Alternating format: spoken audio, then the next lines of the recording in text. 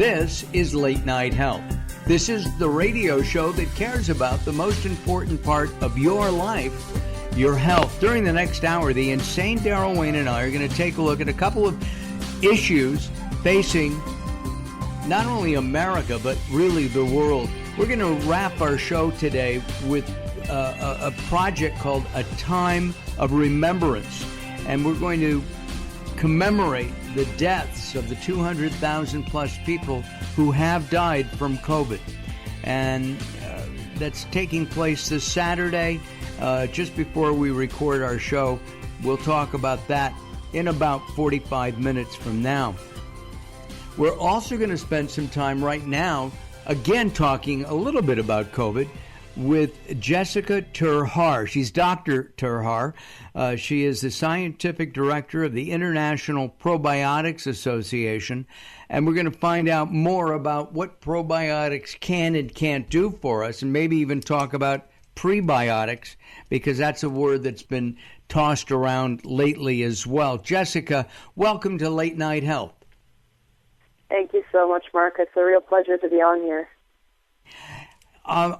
First of all, you have a degree in bugs, really. I mean, microbes and viruses, bacteria. Is that correct?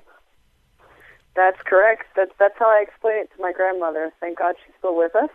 But when I was studying in my doctorate in the Netherlands, they would always ask me, "What are you working on? What are you studying?" And I would tell them, "Well, I'm looking under microscopes at stuff that's so small I need a microscope to see it." And you're right, I study mostly bacteria and some fungi. Unfortunately, I never was privileged enough to get into the viruses area, but that's what I do study. As a young girl growing up, were you always interested in science and these kinds of things? Absolutely. Actually, like you, Mark, I thought I was going to become a doctor. I wanted to become a doctor, and then I realized doctors didn't know enough about food because they were more focused on other elements of health. And so I went and I studied a bit more about food, and then I realized that bacteria and other microbes are just so important for health and life in general. And so I wanted to go study about microbes, and that meandering path kind of led me to probiotics eventually, and here I am. Here we are today. It's really interesting to me because we're living in a time when we are, I'm going to say germophobic, but we're washing our hands 4 times a day. I don't even go out and I'm washing my hands that many times with antibacterial soap. We've talked about this in the past here on Late Night Health, where maybe we're overdoing it and the bacteria are getting stronger and stronger and not as susceptible to dying like they should have with that antibacterial soap. Any thoughts on that?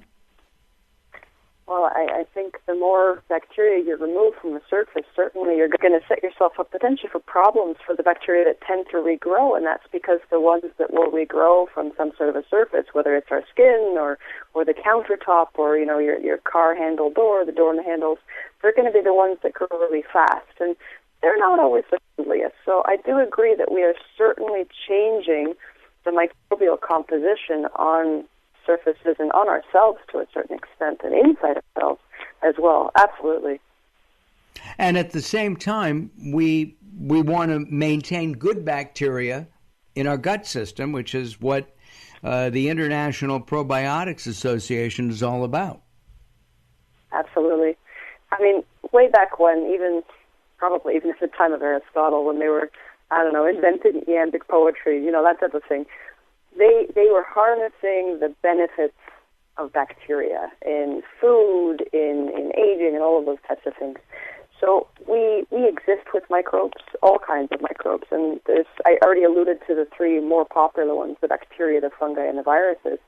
But we've been around them for a long time, and they're important because there are good ones and there are bad ones.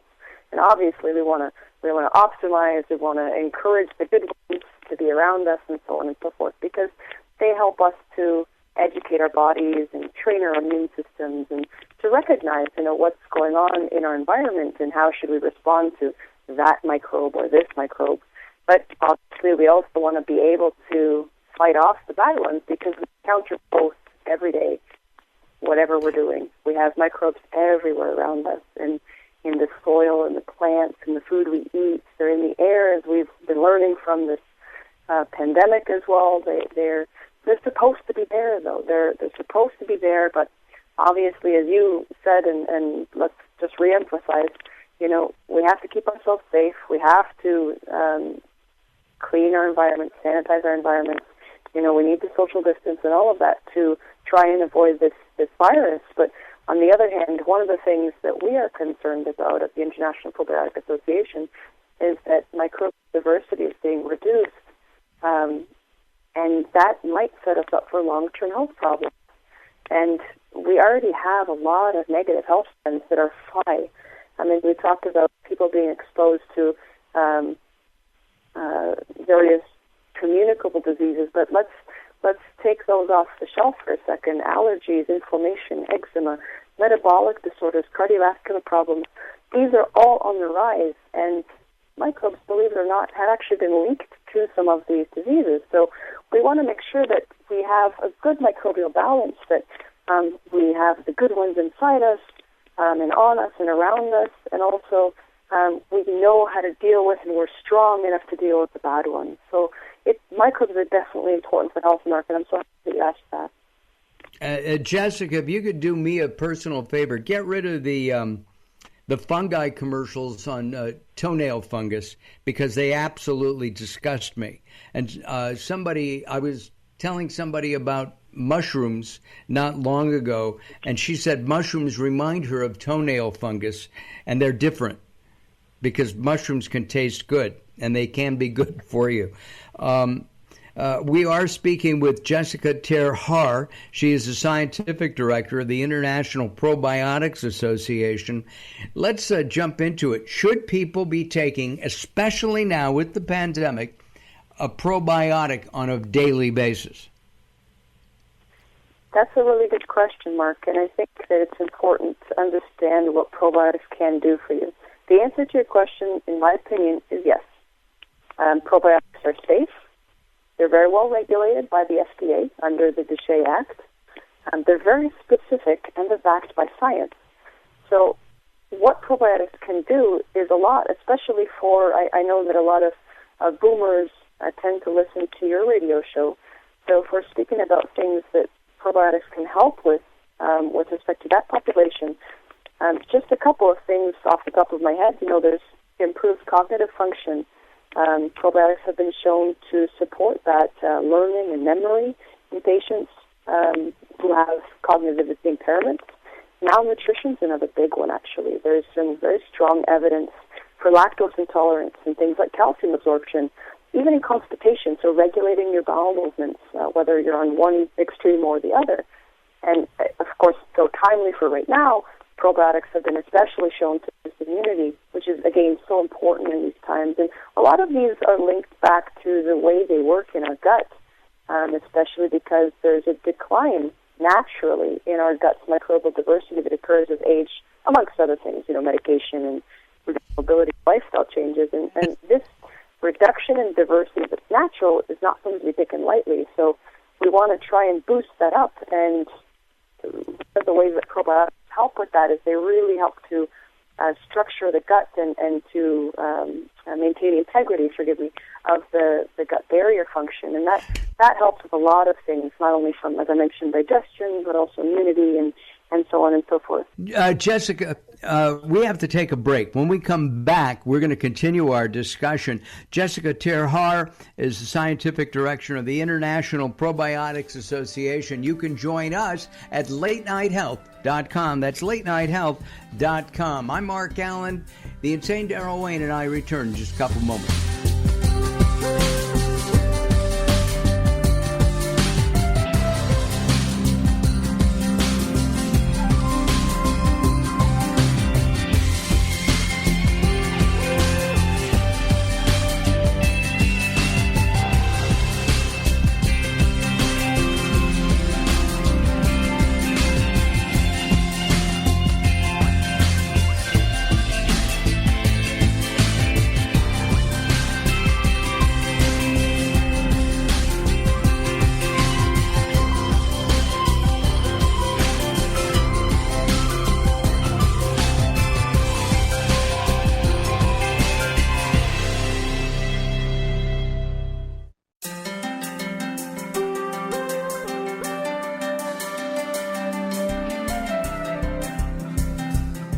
Late Night Health is proud of our partnership with the EBC, the Evolutionary Business Council. Check them out at ebcouncil.com. You're listening to Late Night Health with Mark Allen. The show continues in a moment.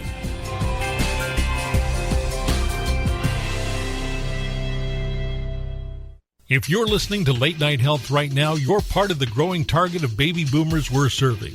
Hi, I'm Daryl Wayne, producer of Late Night Health, inviting you to join the Late Night Health family. If you have any business targeting the growing boomer market, Late Night Health is the ideal advertising vehicle for you. From vitamins to insurance, alternative health to Western-style medicine, Late Night Health caters to the growing population of those over 40 years old. This vibrant demographic has expendable income to fight aging, purchase travel, take care of aging parents, or just have fun. Find out about the advertising opportunities with Late Night Health. Call us at 805-391-0308. That's 805-391-0308, or email us at info@latenighthealth.com. That's info@latenighthealth.com.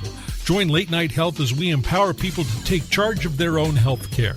Call now at 805-391-0308. That's 805-391-0308. Recently, I met Jacqueline from Bright here in Los Angeles. She gave me a hearing exam and then showed me how to hear again with the new Signia Pure Series hearing aids, and she can give you your life back too. I hear birds chirping, birds cooing, and even my wife. They easily connect to my smartphone. The Signia hearing aids are amazing, and with the charge and go, I don't have to fiddle with batteries and hear all day long. Not hearing is frustrating for you and your family. I know you don't have a problem, but trust me, call Bright Here now for a free hearing exam, a $125 value, yours free, just for making an appointment now. There are offices throughout the Los Angeles area. Call Bright Here now at 323-424-7100. That's 323-424-7100 for a free hearing exam. There's no obligation. Call now, 323-424-7100, or visit them on the web at brighthere.com. The latest from the greatest, the best in new music by classic rockers, with your host, the insane Daryl Wayne. This is Alice Cooper, and if Daryl Wayne is insane, what does that make me? Criminally insane. Stick around to find out. Many of the artist interviews for the latest from the greatest have been captured on audiobook. There is a Volume 1 and Volume 2. Great information and conversations with people in the industry and people surrounded by the industry, and of course the rock stars themselves. I'm the Reverend Al Green, and you're listening to the insane Daryl Wayne. And I said Wayne Insane. You can find it on Amazon or Blackstone Audio. Search for the latest from the greatest from Daryl Wayne, Darrell Wayne. Hello, this is Weird Al Yankovic, and you're listening to the insane Daryl Wayne, aren't you?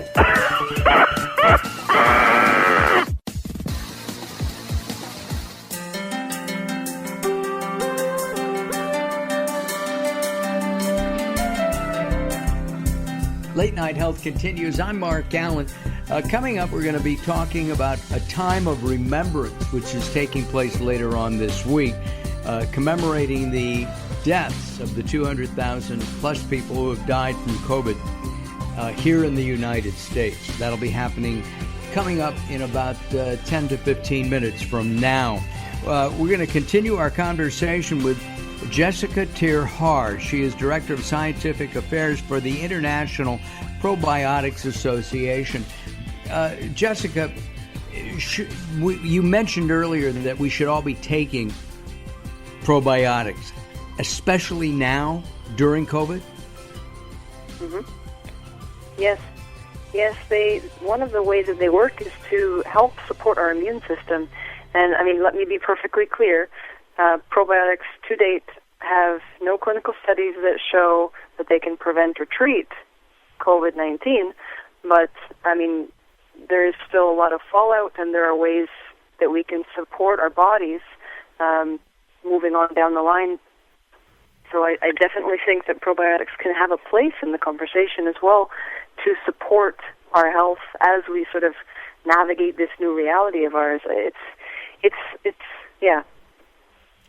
Got it. I heard a little rugrat, I think, running around your place a few moments ago. Should kids be taking this as well? I think kids absolutely need to be taking it, Mark, and there's a specific reason for that. That's because beneficial bacteria help children to educate their bodies as to how they need to respond to their environments over time. And we know that kids who are not exposed to good microbes, especially during their developmental years, they tend to have higher rates of allergies and eczema and sort of the litany of things that I mentioned before on the show.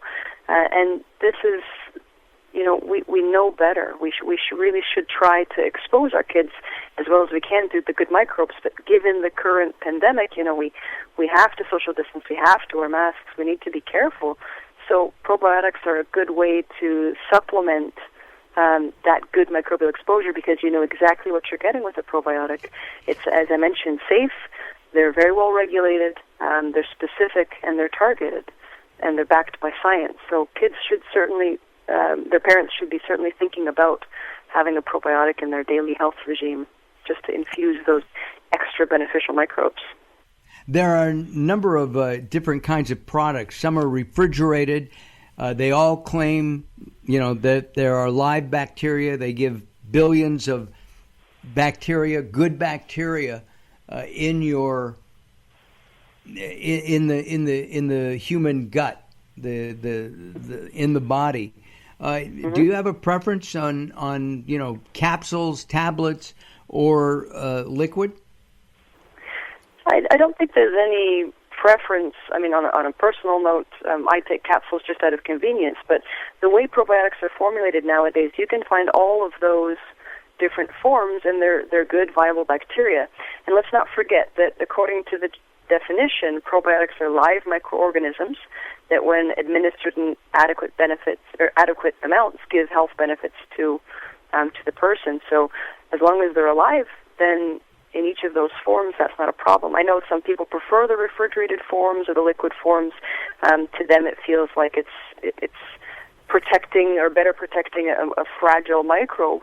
But companies are very good at formulating products, whether they're capsules or drops, in a way that also protects the microbes, not only during the entire shelf life, but also as they are ingested and survive the gastrointestinal tract. Because let's face it, our body has natural defenses to protect ourselves against those bad microbes that we encounter all the time in our food or in the air. The stomach acid is supposed to kill a good majority of the microbes that we encounter daily. And so when you're trying to give good bacteria, you also have to, help those bacteria to navigate the body's natural defenses so that they can get to where they need to go to do their job. And at the same time, you mentioned, stomach acid. There's some controversy now about you take a supplement, and even though it's got, X number of milligrams of vitamin D or C or E or whatever you're taking, that the digestive tract destroys the bulk of that. Is that also true with probiotics? Well, you're definitely going to lose some of the microbes that you have in a probiotic as they go through the stomach and the small intestine. Because remember, it's a really harsh journey for not only our food, but also for our microbes, because, the stomach acid is extremely strong. You can be anywhere from 2 to 3, depending on the individual, pH in the stomach. And then you transition to the small intestine, and right away the contents that are coming in are hit with bile acids. And then there's another change in pH that happens. And so it's a pretty harsh journey. You are going to lose some microbes, but for the most part, those that survive will be able to functionally exert their benefits. So that's just something to keep in mind. And we see that in all the clinical studies, that show efficacy for probiotics. Even though they're orally ingested and you do lose some, they still work. So that's an encouraging thought. And like I said, there's a lot of technology that's out there that helps the manufacturers to support the microbes as they go through this perilous journey of our body in order to help us. I had mentioned probiotics to somebody, and I frankly don't remember who that was, not long ago. And they said, oh, no, I don't want to put bacteria into my body. And I tried to explain, and again, I'm a I'm a layperson, okay? I could look through a microscope and I couldn't tell a virus from a bacteria, all right? Something about not doing well in biology class in college. My point is, do we need to educate people on probiotics? Is that what the basis of the International Probiotics Association is all about? I think to a certain extent, yes. We are trying to definitely educate, the everyday person, from my grandmother to the postman to the neighbors and all of that, about the importance of microbes in our lives. And unfortunately, a lot of people still have the notion that all microbes are bad and all microbes need to be killed. Well, I hate to be the bearer of bad news, but if we killed all the microbes on the planet and sterilized the planet, we wouldn't survive very long as humans. The world would look so different, Mark. It would look so different. There are microbes everywhere. They help our plants to grow. Why do we need plants? Because plants exchange and circulate and purify the air around us. We eat plants. The things that we eat plants. They purify the water. They're in the animals. They're everywhere. I mean, in us. I hate to be the bearer of bad news for some people, but this is also the good news. We have microbes everywhere. They're in our guts. They're in our ears. They're in our nose. They're on our skin, in our armpits, and they all have a purpose. They help keep our skin soft and clean. They break down sweat in our armpits. They keep other microbes out of our bodies, in our noses and our ears. They help us regulate hormones and neurotransmitters in our gut-brain axis. They even produce vitamins for us in our gut. So they have a role, and they're everywhere, and they're supposed to be there. We don't want to be around the bad ones if we can help it. It's a symbiotic relationship, isn't it? You got it. That's a beautiful way to put it. It's beautiful symbiosis, yes. You're just as a matter of reference, we should talk about briefly, because we only have a couple moments left. You have a specialty in women's health and nutrition, particularly, and you're the founder and chairwoman of Women and Their Microbes. It's a scientific conference. Do women? We don't have time. We're out of time. So next time we talk, if you're willing to come back and put up with our arduous questioning here at Late Night Health, we'd love to talk to you about women and their microbes. Are you willing to do that? I would love to share that, Mark, and I would welcome the opportunity to come back, and I thank you guys so much for your time, and I wish you enhanced microbial diversity and all the best. Stay safe during this time. All the best to you as well. Stay safe. Again, our guest, Jessica Ter-Har, Director of Scientific Affairs for the International Probiotics Association. I'm Mark Allen, along with the insane Daryl Wayne. I see that Jessica Lane is packing up in the studio. We will be back in just a couple of moments as Late Night Health continues.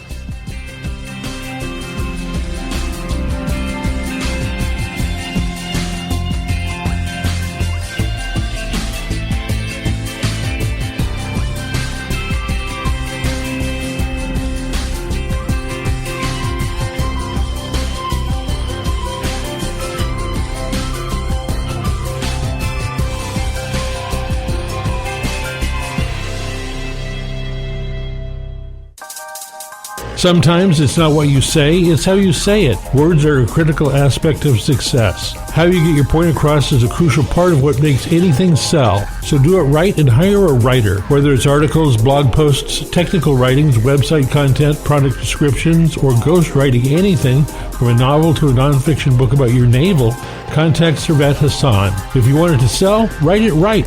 Email Servet at servet@servethassan.com.